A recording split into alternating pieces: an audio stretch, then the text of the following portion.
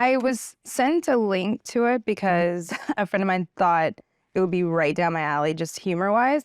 So I watched it and I just fell in love with the voice of it. I was like, this is funny, but also smart and fresh and original, and I hadn't seen anything like it. So I immediately was like, oh my God, I want to know this person, whoever did it, and then also figure out a way to adapt it. Because I saw, it was just one scene, but I saw the potential of a feature in it. And so I kind of did some research, got an email address, emailed my phone number and said, hey, I know this sounds weird, but I saw your Comedy Central short and I want to make it into a movie. Can you please call me? And then the next day, I think, I was on the phone with Dewayne. And Dewayne was like, oh my God, I love Girls Trip. I know who you are. I've been following your work for a long time. Are you serious? And I was like, I'm absolutely serious. I would love to make this into a movie. So that was kind of like the origin of it. The cast really elevated the material. And yeah, they took what was on the page and just brought it to life in such a fun, magical way. And it's also because they loved each other. And they didn't even all really know each other, but by like day 2 of being on set, it felt like they were a real like group of friends. The Blackening is kind of a defining movie. And the reason I say that is because I couldn't find the right comparison when we were trying to figure out the tone. We were looking at Scream because I'm a huge Scream fan, as is Dewayne. And we were like, it's not quite it.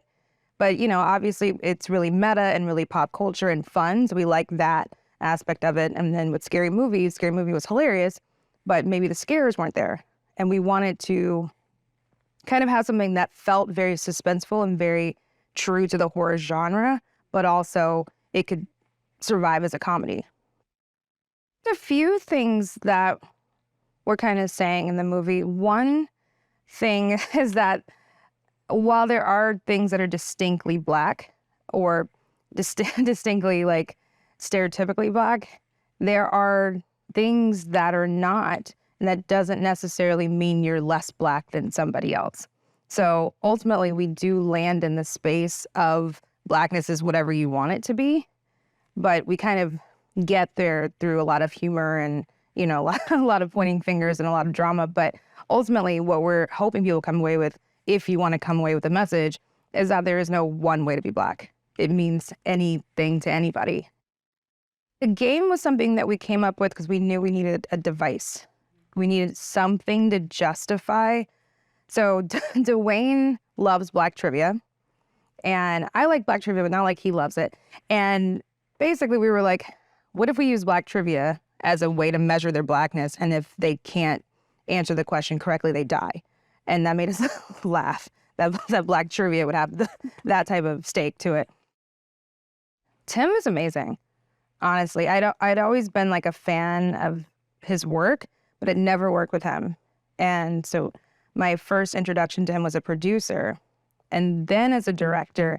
And I have to say, once he attached to direct and I got to work with him directly in a writer-director capacity, that's when my mind was blown, because I think where he and I have a synergy is we're both like unapologetically commercial minds. We don't think in terms of small audiences. We think in terms of like, how do you get a whole theater to respond? How do you get people to laugh? How do you get a big group to go out? So we're always trying to find like the biggest joke or the biggest scare, or the biggest like moment that'll play to a wide like audience. He added so much humor in the way that he blocked it and choreographed every scene. And I think the way that he interacts with actors is kind of a masterclass of comedy too, because he would never, because that cast is so funny, they would rip off the script constantly. And some people are very much like, you have to like execute the script like perfectly.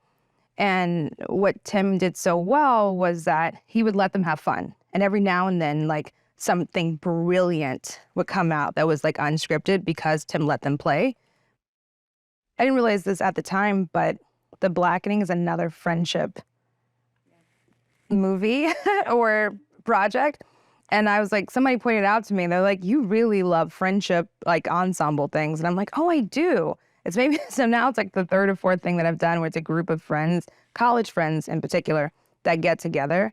But I have been dying to do a horror for a really long time. And the thing about horror movies, they're actually very similar to comedies. I think that like people don't necessarily see the overlap, but it's so clear to me. With The Blackening, weirdly, it felt like writing girls trip to me.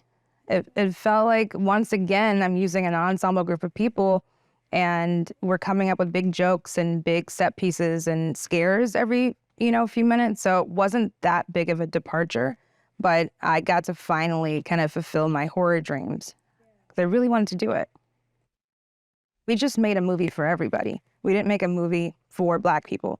It'll make Black people happy, and it'll make us laugh, and it'll feel very specific and niche to us, and there'll be jokes that Black people get that maybe the masses don't, but it's not so niche that you can't just go and enjoy it. It's a total crowd pleaser for everybody. And I saw it with my own eyes, so I'm really excited, and I hope that, people go out and see it.